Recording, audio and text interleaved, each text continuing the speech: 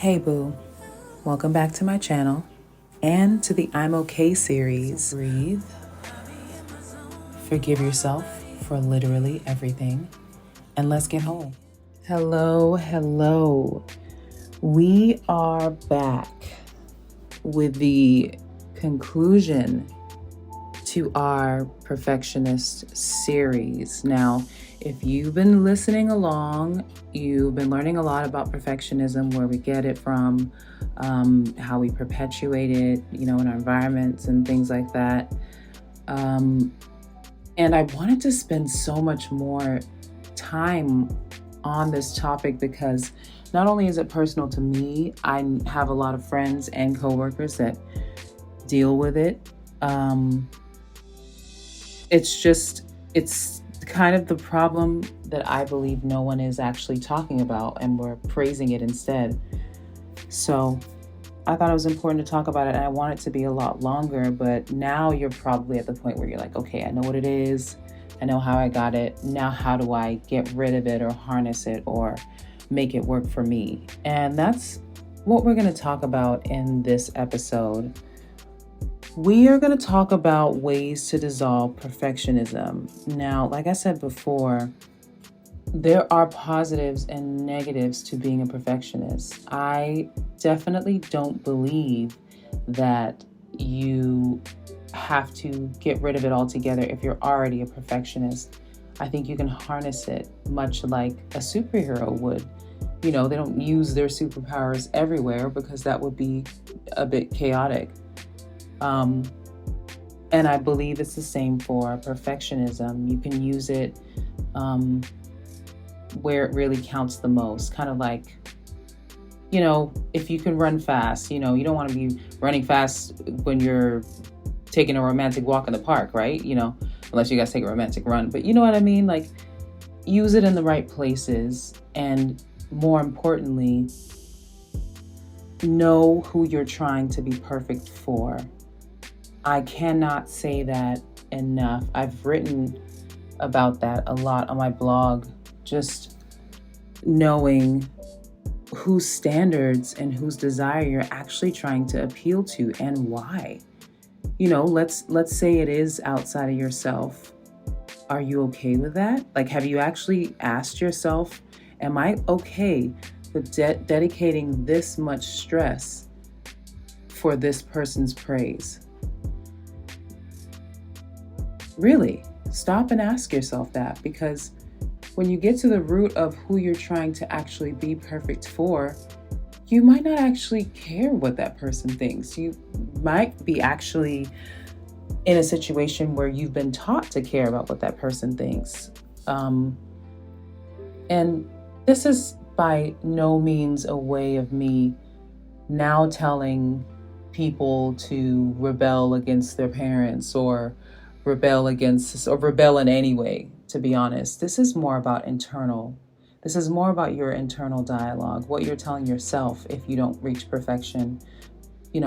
What are you telling yourself? That's more the concern. It's less about what you're doing externally and more about what you're doing internally, because if your internal world is settled, your actions will be balanced.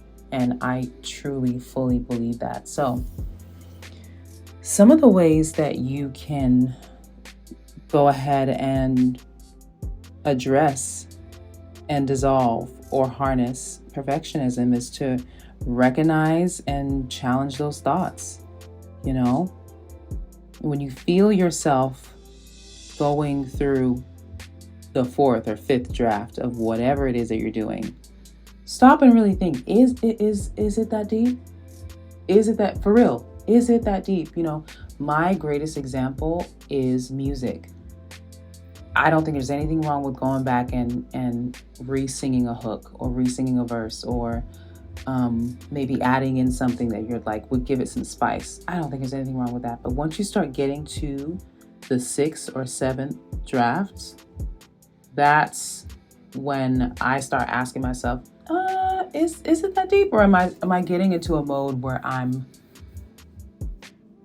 depleting myself trying to reach a sound that is not even my own?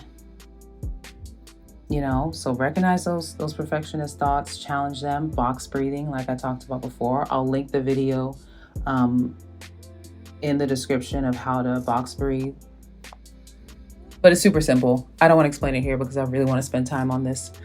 Another way you can dissolve perfection is another way you can dissolve perfectionism. I'm sorry, y'all. I'm heading to New Orleans tomorrow, and I have a lot on my mind just as far as travel goes. If you're from New York, there have been like a lot of flights canceled, and it's a little chaotic. So I find myself being super relaxed in this moment with you, and then going back to thoughts about, oh crap, but I have to pack this and I have to do this, and is my dog okay? And so my bad. So the second way you can begin to dissolve or harness perfectionism is to embrace imperfection and practice self-acceptance. That goes back into the first bullet point, which is just like, who are you imperfect to? Because it's not yourself. Like I said, when you were a baby, you did all the things and you expected someone to love you and take care of you. Even if they didn't, you still expected it as a baby. That's you at your core. That is your emotional understanding of worthiness at your core, when you had no words and you had no other ways to express yourself. You couldn't write, you couldn't text, So embrace this quote unquote imperfection that you are trying to avoid. Give it a hug. Let it sit next to you. Hey girl, what's up? Hey saboteur, what's up? Oh, you stressed today, huh? I'm not getting, it sounds crazy to talk to your saboteur like that, but let me tell you something. One, I'm a New Yorker, I'm a New Yorker now. So talking to yourself is not that crazy to me anymore. Two, if doing it any other way has not worked, you have to take care of yourself. And if taking care of yourself means literally talking back to that saboteur, I need you to do it. I need you to do it, because the way you show up in the world affects the world's energy. And if you're going to be your best self by talking back to that saboteur out loud, go for it. Whoever hears it or heard it is going to forget about it in the next 5 seconds anyway. Okay, so moving on. Think about the goals that you're setting. Break those down into smaller goals. I have it written down on my mirror and in my phone, a reminder that says one thing at a time. And that has changed that has changed the frequency in which I spiral. I had no idea how far ahead I was thinking, and not in the good way. I think that financial advisors especially tell you to think ahead, plan ahead for the next 6 months, the next quarter, next year, next 10 years, next 20 years, whatever. But I was doing that with everything. And there's no room for being when you do that with everything. So, look at your goals that you have right now. If you are focusing on a specific set of goals, and break them down, and don't be afraid to take things one thing at a time, one step at a time. That doesn't mean that you abandon the plan. It just means that you're not hyper focused on every step in that moment. That is a very anxious tactic, and that is definitely tied to wanting things to be perfect. Practice self-compassion. Be compassionate to yourself. You want people to be compassionate with you, but if you're not willing to offer that to yourself, you won't recognize it when it shows up, or when it shows up, it'll be annoying to you. I'm not going to lie. That's something that I dealt with. I wasn't willing to give myself a break in growing up and learning and everything. So when someone really did approach me with compassion, especially if they were overly compassionate, I was kind of like, what's wrong with you? Oh my goodness. But, it really stems from me not being all that compassionate towards myself. So practice self-compassion, self-care, relaxation. I think that the best self-care that you can do is internal. Don't be afraid to talk with a therapist about where these ideas of perfection came from, because if you are a person that is not used to looking deep within or deep into your past or looking deep into your surroundings, you might not even know where to start when it comes to finding out whose idea of perfection you're actually following. So it really helps to talk to someone who understands the brain and understands the different patterns of the brain as well, and the mind as well. So don't be afraid to talk to somebody about it. I've got your back. I'm totally pro therapy and support that. Yeah, don't be afraid of that. Do not be afraid of that. And another thing that I wanted to talk about when it comes to dissolving and or harnessing perfection is to harness your need for control. Life is a beautiful, balanced dance, right?